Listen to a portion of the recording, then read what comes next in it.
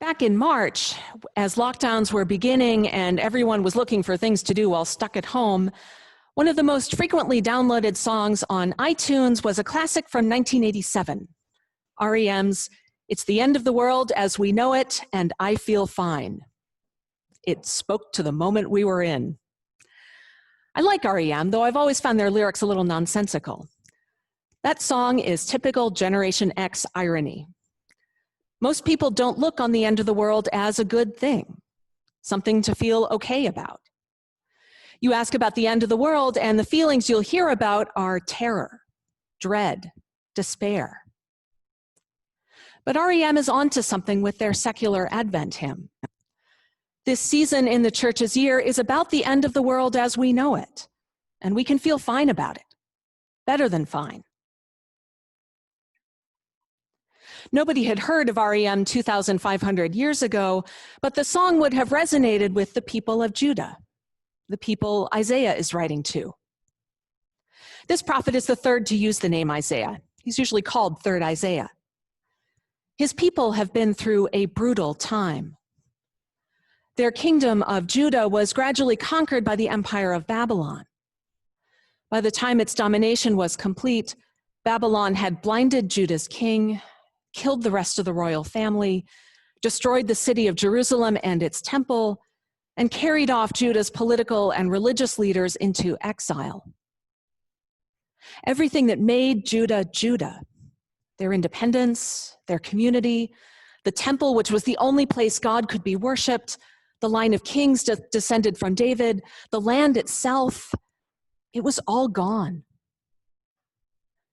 After 40 years, Babylon was conquered by Persia, and the Persian Empire let the exiles go home, back to Judah.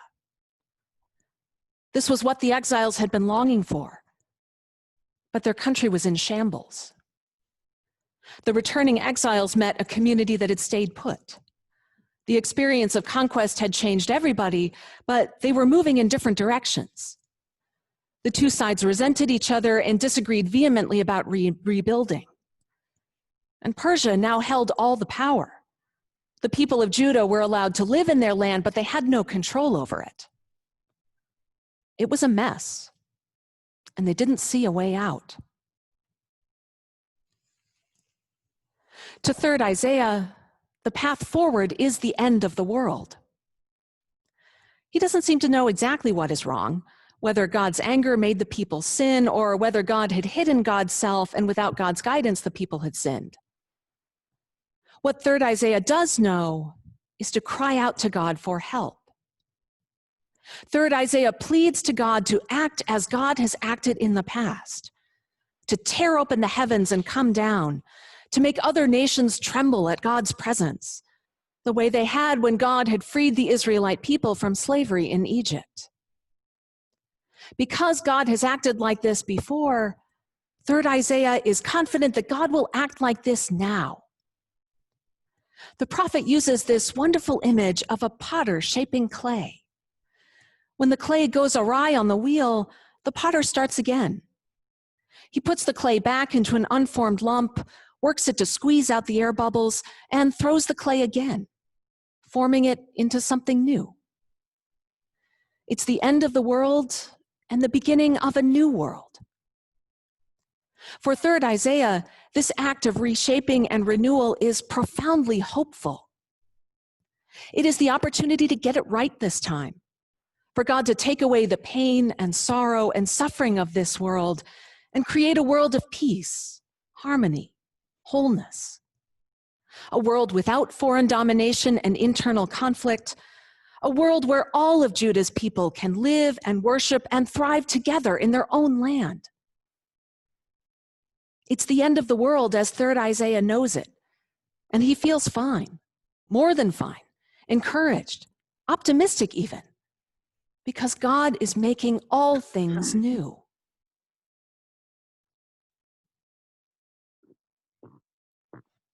Not quite 2,000 years ago, in the time of the gospel writer Mark, God's people had again been through a brutal time.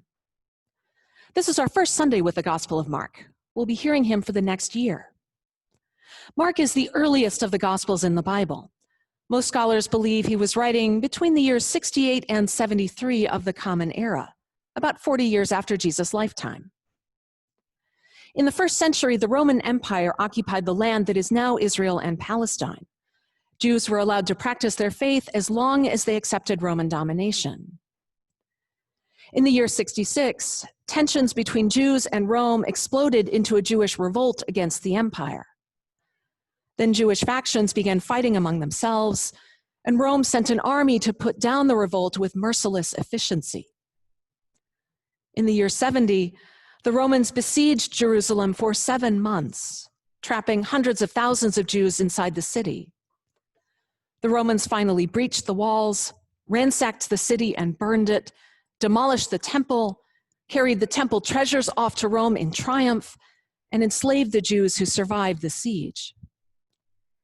The rebels fought on in the rural areas, but within 3 years, Rome had crushed the revolt.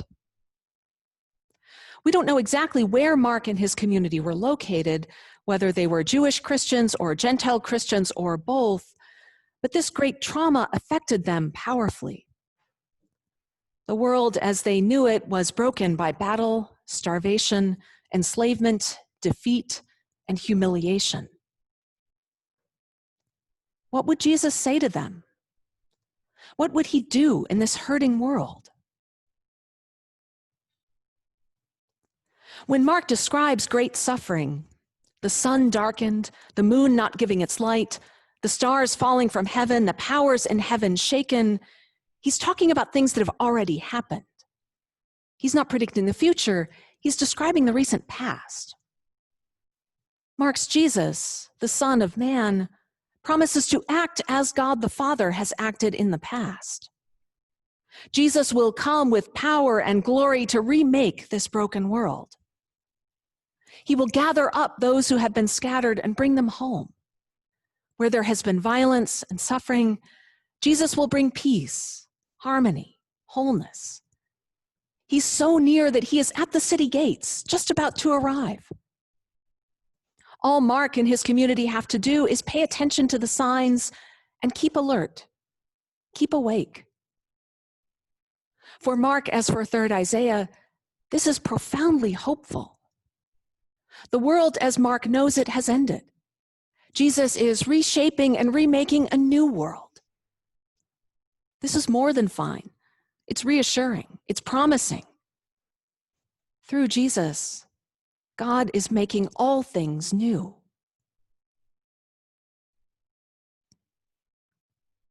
The season of Advent has 2 faces.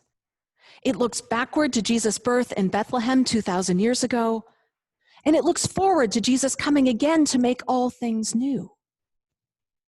Advent, more than any other season, acknowledges the brokenness of this world. And it holds out the promise that whenever the world is hurting, whenever the powers of this world hold people down, whenever conflict and suffering shatter the hearts of God's people, God makes all things new. God led the Israelites from slavery into freedom. God guided the people of Judah to rebuild their temple and their country. God strengthened Mark's community to endure persecution and change the world. God will do the same for us. We'd like the world to be remade in an instant. Jesus descends from the clouds, God throws a few lightning bolts, and poof, everything is fixed. Yet the process of renewal is as slow as the birth of a child. The new world gestates for centuries. The labor pains last for years. The changes can be so subtle that we don't notice them as they're happening. Yet through Jesus, God is already making all things new.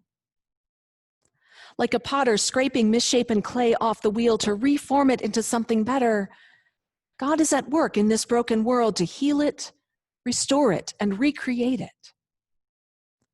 We see the signs. Neighbors checking in on each other, phone calls and Zoom chats with distant friends that help us feel less alone, people giving up their holiday celebrations to protect others they may never meet. So we keep alert, keep awake for Jesus to come again.